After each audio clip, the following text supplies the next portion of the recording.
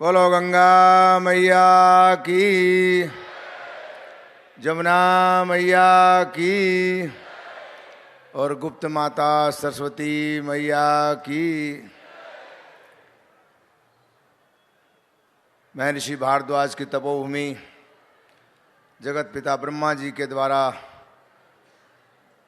जो 3 देवों का हम वर्णन सुनते हैं, उसमें जगत पिता ब्रह्मा ने इस प्रयाग की भूमि पर यज्ञ किया है।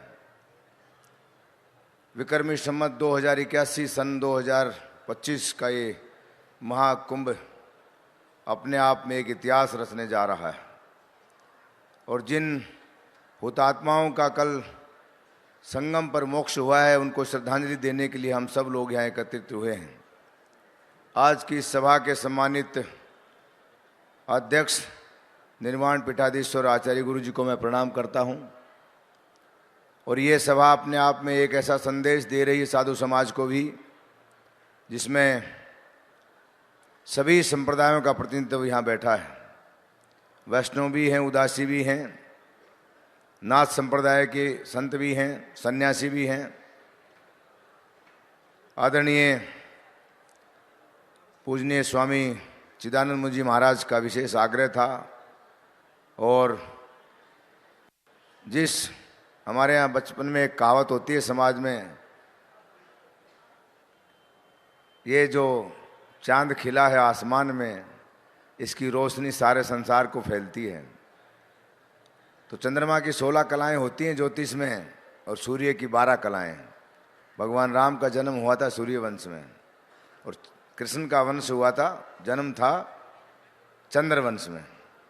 तो आज साधु समाज ही नहीं अपितु संपूर्ण विश्व के सनातन धर्म के मानने वालों को एक ऐसे होनहार युवा संत के दर्शन आप सब लोगों को मिल रहे हैं।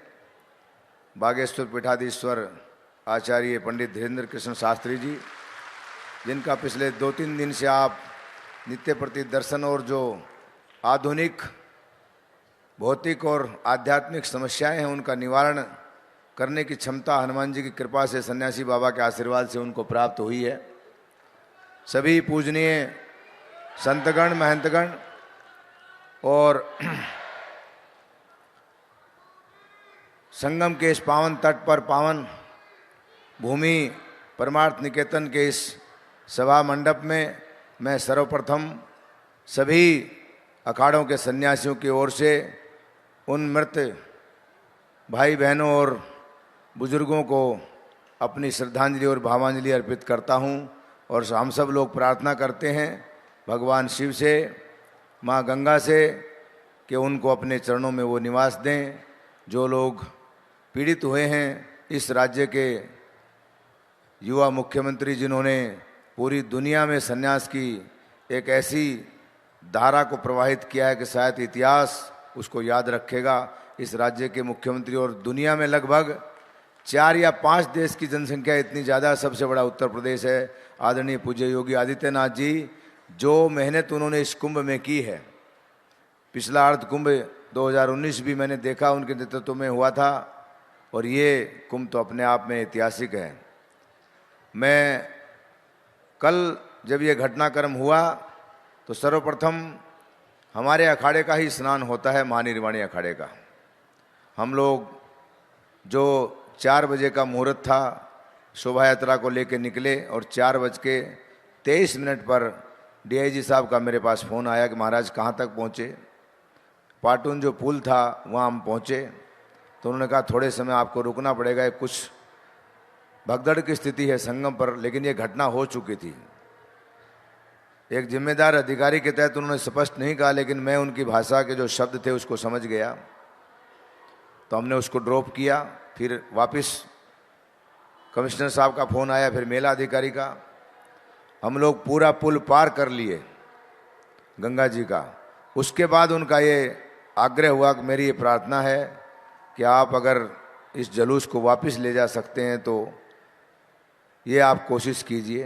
तो मैंने कहा शासन का निर्देश, राजा के जिस राज्य में संत रहता है उस राजा का आदेश मानना भी संत का एक धर्म है, उसका हमने पालन किया। और हम गंगा जी की परिक्रमा करके 7 नंबर पुल से गए, 6 नंबर से वहीं से टर्न करके हम लोग अपनी छावनी में आ गए। उसके बाद आज की जो सभा का संचालन कर रहे हैं, जिनको अभी जगत गुरु बनाया जा रहा है, हमारे तो मित्र हैं, छोटे भाई हैं, महामंडलेश्वर संतोष दास जी सतवा बाबा, वो और हमारे अखाड़ा परिषद के महामंत्री राजेंद्र दास जी, वो दोनों मेरे पास आए कि इसके लिए कुछ करना पड़ेगा।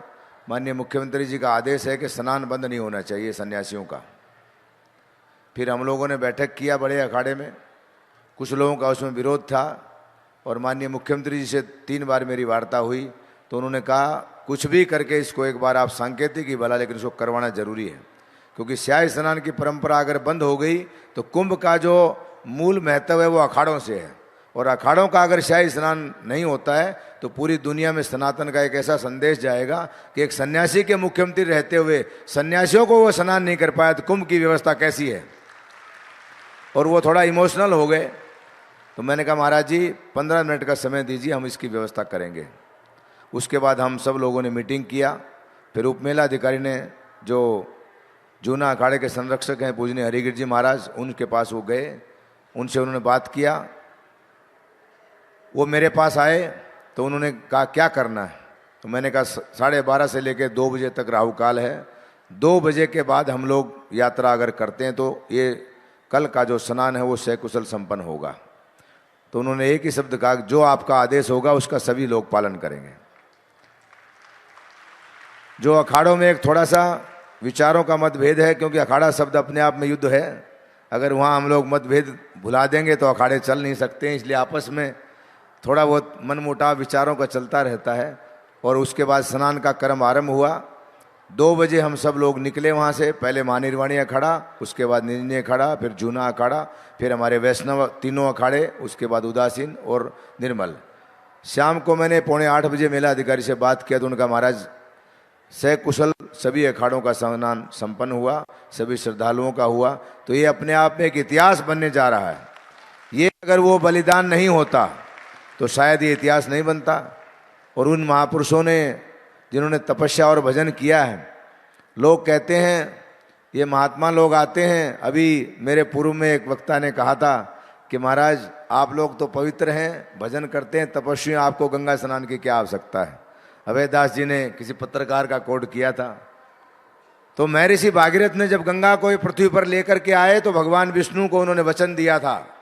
भगवती गंगा ने कहा कि मृत्युलोक में आप मुझे भेज रहे हैं, मेरी पवित्रता और निर्मलता की क्या गारंटी है।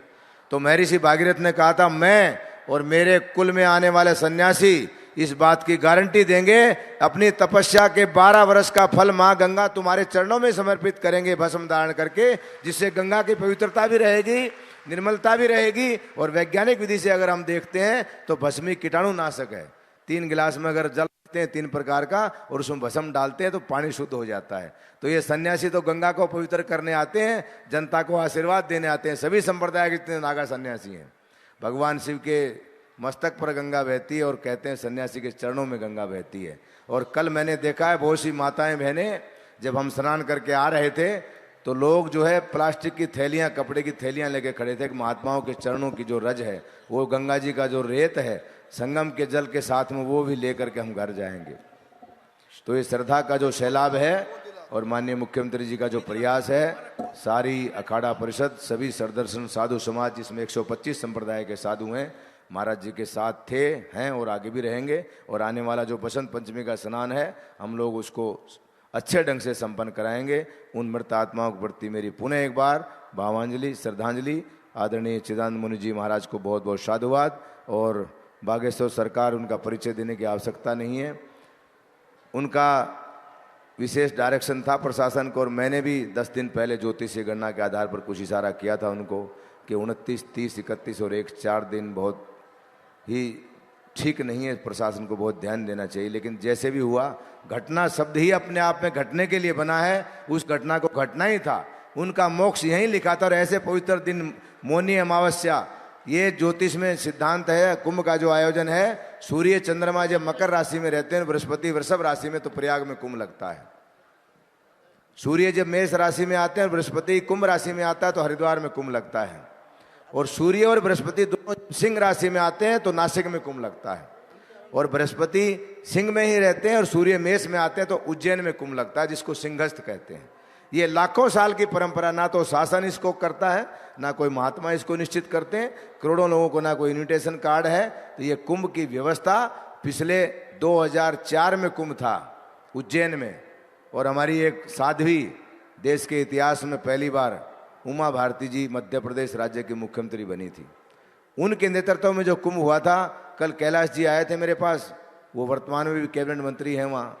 तो मैंने कहा कैलाश जी, आपके पुत्र की आयु शायद 16-17 साल थी, आकाश उज्जैन में पढ़ता था उस समय, और मैं उस समय मेले में इंचार्ज था हमारे अखाड़े का। वहाँ से सरकारी सुविधाएं अखाड़ों को देना प्रारंभ हुआ था उमा जी ने। बाकी ये जितना भी हम लोग आडंबर या जिसको कहें टेंट सिटी, जितना भी महात्माओं के तंबू, ये जनता के सहयोग से साधु अपने आप ही करते आ रहे हैं, प्राचीन काल से आज कर रहे हैं। हम लोगों का ये मानना है कि जिस समाज में हम रहते हैं, जिस गांव में, नगर में 12 वर्ष तक गृहस्थ समाज की माताएं बहनें जो सज्जन लोग हैं वो हमारी सेवा करते हैं तन मन धन से। और वो जब लोग कुंभ में आए तो उनकी सारी व्यवस्था हम एक अतिथि भाव से साधु यहाँ करते हैं। इसलिए ये एक परंपरा का निर्वहन अखाड़ों ने आज तक जीवित रखा है। और माननीय योगी जी ने अब की बार अखाड़ों को काफ़ी हर प्रकार का सहयोग दिया है। कुछ लोग उसमें असंतुष्ट हो सकते हैं क्योंकि लोकतंत्र है, कई विरोध करने वाले भी चाहिए। और कबीर जी ने कहा है, कबीरा निंदक नीडे राखियो आंगन कुटी समाए, तो निंदा करने वाले भी चाहिए, उससे हमको हतोत्साहित और विचलित नहीं होना चाहिए। पुनः एक बार उन पुण्य आत्माओं को श्रद्धांजलि, सभी संतों के चरणों में प्रणाम करते वाणी को विराम। इति शुभम।